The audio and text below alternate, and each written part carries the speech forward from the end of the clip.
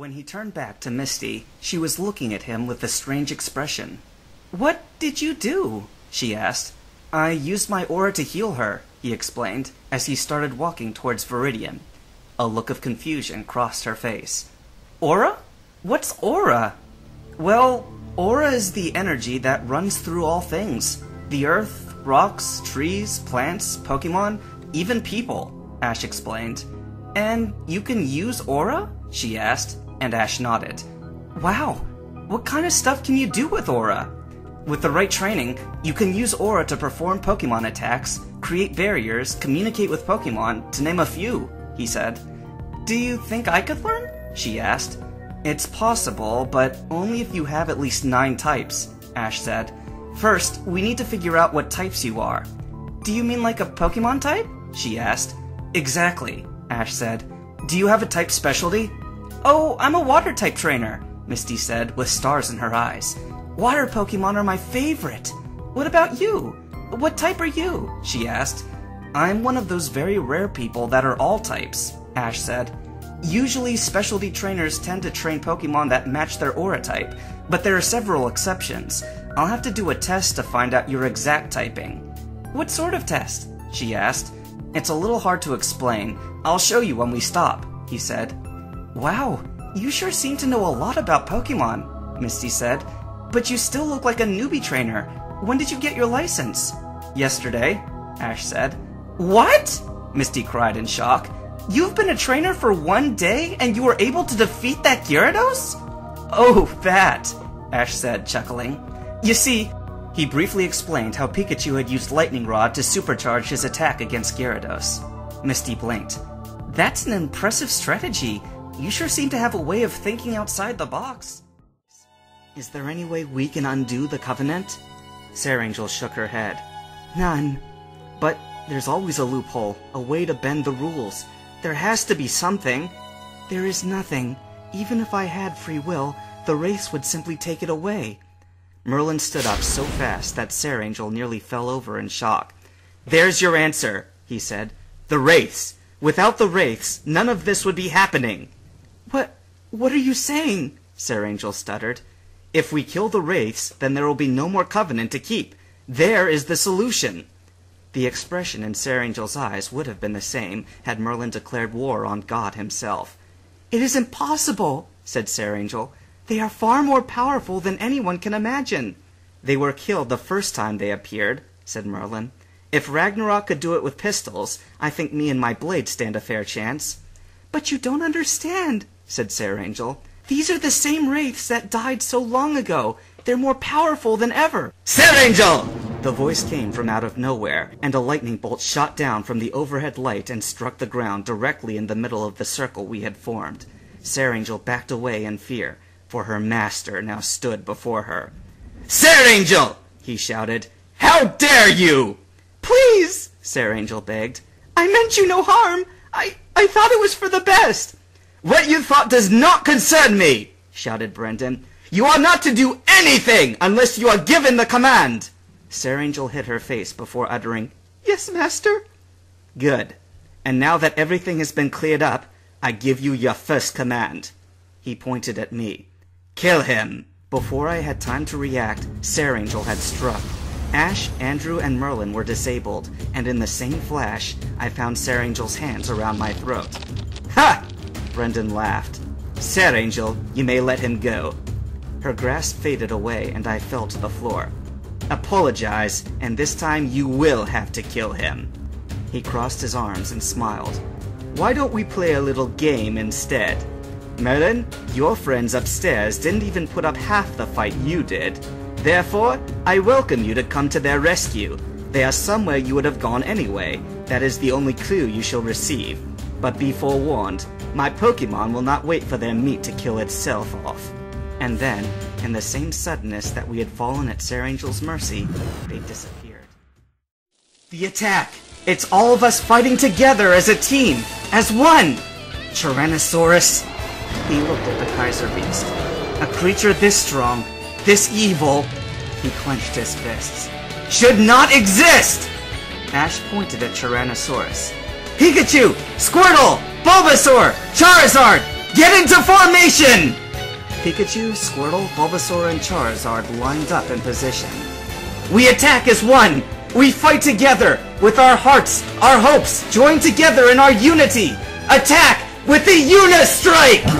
The four elements flew through the air, each in perfect balance, carrying the powers of earth, water, fire, and wind, and fusing together into a single base element.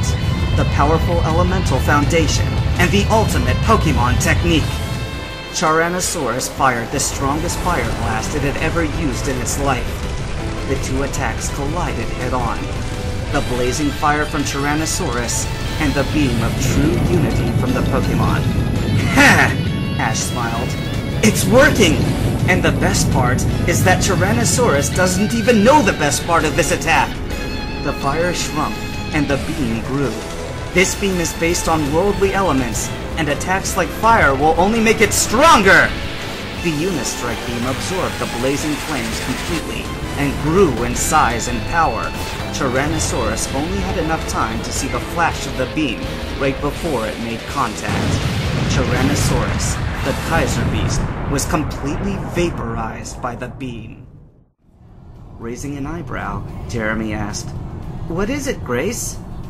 The Pokemon scooted closer to the boy and reached up towards his head in a somewhat needy fashion. Confused, Jeremy tilted his head as a show of his lack of understanding, hoping that such a gesture was universal. Persistently, however, the Ralts continued to reach for the boy's head, almost desperately. A slight understanding of what the Pokemon wanted dawned on Jeremy, prompting the boy to slowly ask, "You want to see my head?" He raised his right arm hesitantly and pointed to his temple. Seeming to understand what Jeremy asked, or the gesture of the pointing, the Ralts eagerly nodded and continued to reach towards the boy next to her.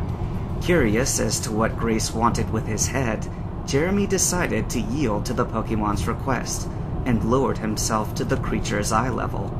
Grace reached out with both of her petite arms, the left of which had several layers of pink bandages and covered the bite wound left by the Rattata, and firmly planted her hands on Jeremy's forehead. The boy felt as Grace's tiny fingers separated and tenderly pressed into his skin. Jeremy never expected what happened next. An overwhelming sensation of joy permeated through the boy's body. The feeling was just like yesterday when he pulled Grace into a hug in an effort to warm her shivering form inside the dank, dark cave they'd used for shelter. Joy and happiness in its purest form flowed through him like water through a roaring river, intense and powerful. Yet, despite the intensity, it was calming, comforting, and quite unlike anything he'd ever experienced before, bearing, of course, the similar happening the previous night.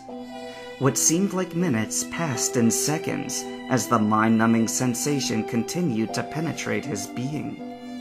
Just as Jeremy began to lose himself in the feeling, Grace removed her hands from his head and lowered her arms to her side.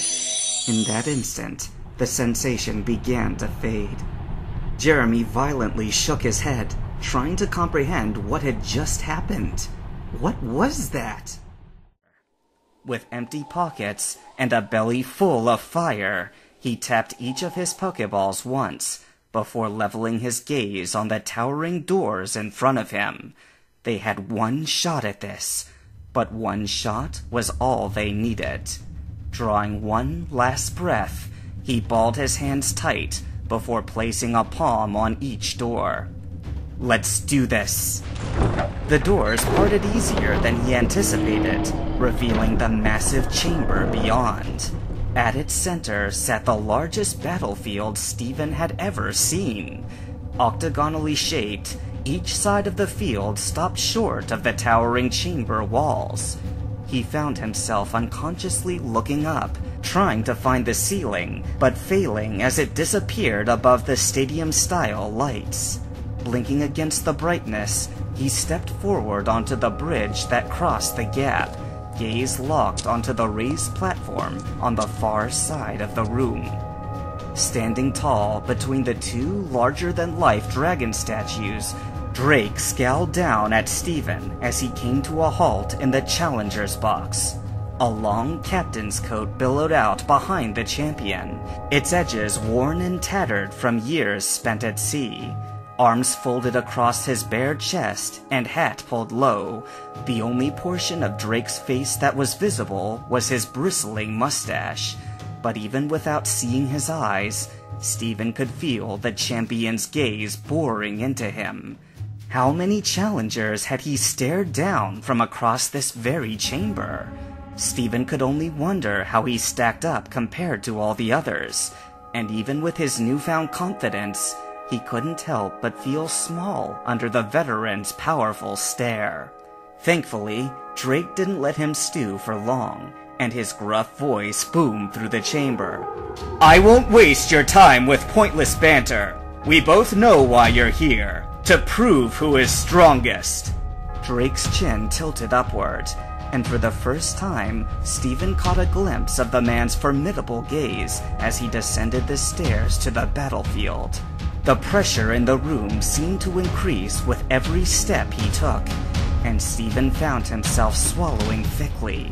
The Dragon Master fairly exuded power, and it took everything Steven had to not take a step backward on his own.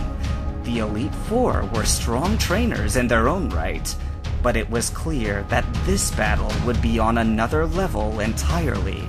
So, this was what it was like to be in the presence of a champion. Drake slowed to a halt in his trainer's box and produced a single Pokeball from his coat's pocket. "Come, take the title if you can." And just like that, Steven took a confident step forward, his own Pokeball at the ready. It was as if the champion's challenge was the final spark needed to light the fire within his heart, to start the crescendo of adrenaline and determination that would drown out whatever nervousness lingered in his mind. Armaldo must have felt the surge too, for its ball quaked in Steven's grip as he stared across the final battlefield. Eyes alight and jaws set, he met Drake's stare with his own, and the two trainers stood frozen for only a moment before the champion's mustache gave the smallest upward twitch. But Steven didn't get the chance to ponder the subtle reaction, as suddenly Drake's Pokeball arced into the air.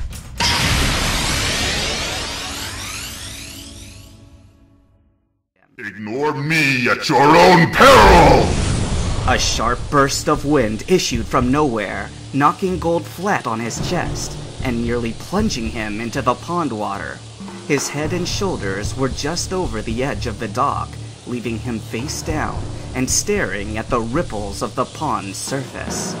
As his mind came out of the singular focus he'd committed to braving the grass, he realized with a start that something was present. We need to talk. The ripples on the pond faded away, but they did not present Gold with his own reflection. Upon the surface of the water was the image of a massive head, white, pointed, with a dark mask over its eyes. It gave him such a look of contempt that he nearly pulled away in panic. Instead, he lay frozen, staring at the face of the creature he knew to be his enemy. His mouth moved. No! The immediate area exploded with energy.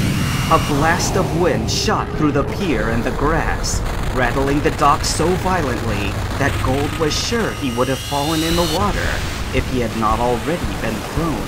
The water burst outward with the same force as if a comet from space had stricken the pond dead center. A noise like a thunderclap issued as the tide of waves invaded the grass and sent wild Pokemon scattering. Gold gritted his teeth and clung to a support beam, his ears ringing, his head spinning.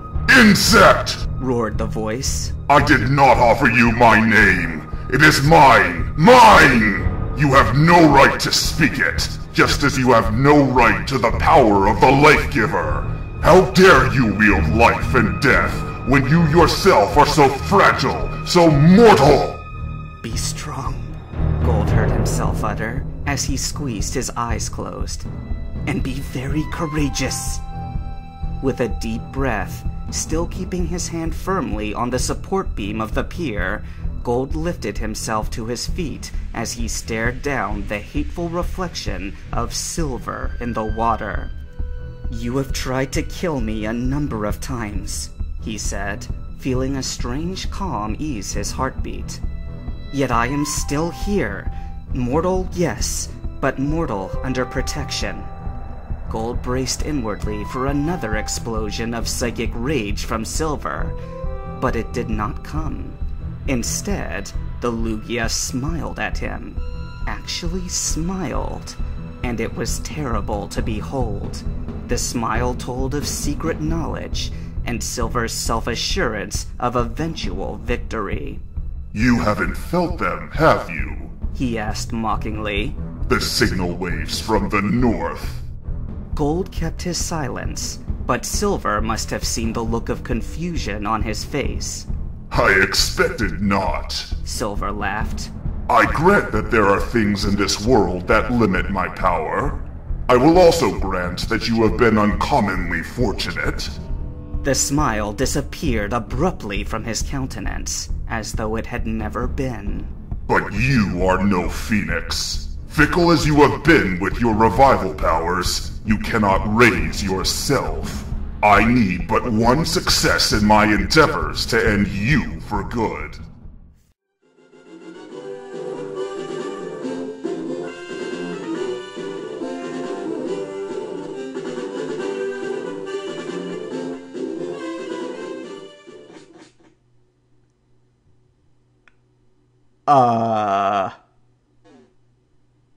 Uh-oh.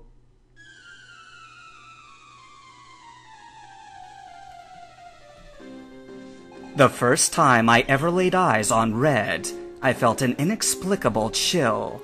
He didn't strike me as intimidating, but I never expected to get run over by such a potent train of creatures. All the other trainers I'd fought were minor nuisances, but him? He was weaponized autism incarnate. Even with the edge I'd acquired from my Game Corner team, I barely fought him to his 4th Pokémon before he'd finished me off. I'd like to think that, for a novice trainer, I did well in that encounter. But it's still humiliating to lose to a child at anything. God, did I want to smack him for that. Jeez.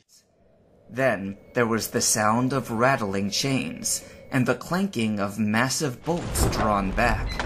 A key was turned, with a loud grating noise of long disuse, and the great door swung back. Within stood a tall old man, clean-shaven save for a long white mustache, and clad in black from head to toe, without a single speck of color about him anywhere. He held in his hand an antique silver lamp, in which the flame burned without chimney or globe of any kind, throwing long, quivering shadows as it flickered in the draught of the open door. The old man motioned me with his right hand with a courtly gesture, saying in excellent English, but with a strange intonation, Welcome to my house. Enter freely and of your own will. He made no motion of stepping to meet me, but stood like a statue, as though his gesture of welcome had fixed him into stone. The instant, however, that I'd stepped over the threshold, he moved impulsively forward, and holding out his hand, grasped mine with a strength which made me wince, an effect which was not lessened by the fact that it seemed as cold as ice, more like the hand of a dead man than a living one. Again he said, Welcome to my house. Come freely, go safely, and leave something of the happiness you bring. The strength of his handshake was so much akin to which I had noticed in the driver, whose face I had not seen, that for a moment I doubted if it were not the same person to whom I was speaking. So to make sure, I said interrogatively, Count Dracula? He bowed in a courtly manner as he replied, I am Dracula, and I bid you welcome, Mr. Harker, to my house.